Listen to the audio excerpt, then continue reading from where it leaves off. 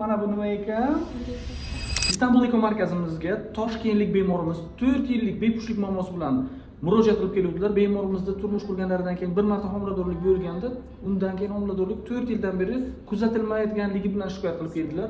Bemorimizni tekshirganimizda tuxum donalarining po'stlog'ini biroz qalinlashganligi va xo'jayinlarning urug'ida jiddiy muammolar borligi uchun eko amaliyot qilishni tavsiya bergan edik. Bemorimizga ushbu amaliyotni qilib bo'lganimizdan keyin juda ham chiroyli embrionchalar paydo bo'lgan edi. Ushbu embrionchalarni bachadonlarga qo'yishdan oldin gastroskopiya amaliyotini ham qilib, bemorimizni bachadonlarini tayyorlab bo'lgandan keyin embrionchalarni bachadonlarga qo'yganimizda ilk urinishda homiladorlik yuzaga keldi. Bemorimizni tabriklagandik. Hozir esa ushbu homiladorlikni sizlar bilan birgalikda ko'ramiz. Demak, mana bachadon, mana homila xaltachasi va mana bu yerda homilani ko'rib turibmiz. Mana bu nima ekan? Yurakchasi, bo'lajagingizning yurakchasi. Alloh sog'lom farzandlarni qo'lingizga olishni nasib etsin sizga.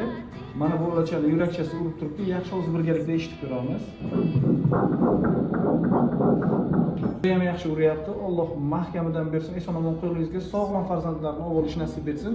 Hurmatli obunachilar, sizlar ham shunaqangi go'zal tovushlarni eshitmoqchi bo'lsangiz, albatta barchasi Allohdan, lekin Istanbul Eko markaziga murojaat qilib keladigan bo'lsangiz, ilk urinishlarda mana shunaqa go'zal natijalarga erishishingiz mumkin.